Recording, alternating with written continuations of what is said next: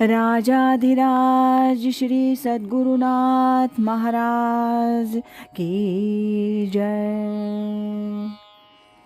तीर्थस्वरूप परमपूज्य श्री रामराय गोविंद केळकर तथा श्री दासराम महाराज यांच्या वचनांवर आधारित श्री दादांचेच अंतरंग सत्शिष्य ना गोखले यांनी लिहिलेल्या नित्य नवा दिस जागृतीचा या ग्रंथातील आज ऐकूया 11 जुलै या दिवशीचं चिंतन. सगळं विश्व काही नाही मधून निर्माण झालं आहे, म्हणून सगळ्याचं पर्यवसान काही नाही मध्ये होतं.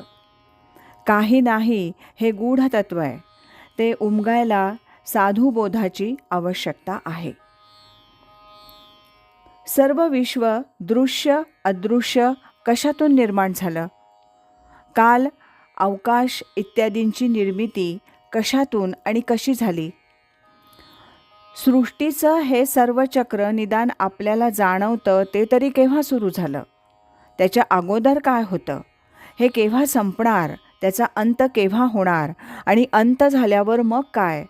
असे हजारो प्रश्न आपल्याला विचार केला तर पडत असतात. त्याची उत्तरं शोधायचा प्रयत्न अनादिकालापासून तत्त्वज्ञानी करत आहेत, धार्मिक लोक करतात.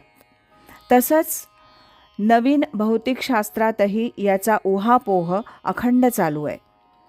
ते दृश्यातून अदृश्याकडे जाण्याचा प्रयत्न करतात. तत्त्वज्ञान दृश्यामागच्या तत्वाचा अभ्यास करतं. दोघांचं उद्दिष्ट एकच आहे.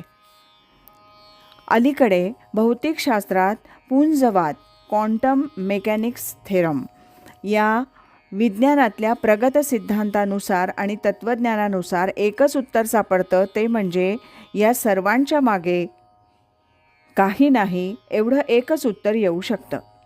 समुद्राच्या लाटांवरच्या फेसाप्रमाणे हे सर्व आहे. नवीन शास्त्रालाही अणूची निर्मिती कशातून होते हे शोधत असताना काही नाही हेच उत्तर द्यावं लागलं.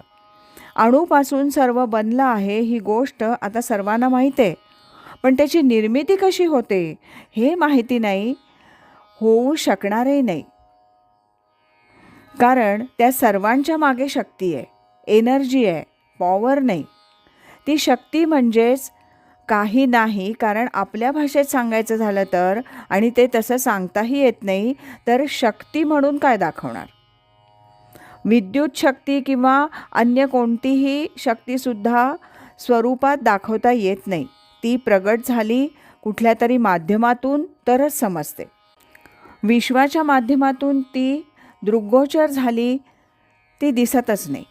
म्हणून तिला काही नाही असंच म्हणावं लागतं. ती निर्माण करते आणि काही आहे हे दिसून येतं. ती सर्व काही आहे म्हणून काही नाही. हे विलक्षण गूढ तत्व कुणालाच समजू शकत नाही. निराकार निर्गुणाचं निखळ स्वरूप बघायला सद्गुरू कृपाच लागते. फक्त तेच त्याचा अनुभव देऊ शकतात आणि तो पुन्हा समजणाऱ्याला, दुसऱ्याला सांगता येत नाही. म्हणून ते गूढ तत्व आहे. राजाधिराज श्री सद्गुरुनाथ महाराज की जय.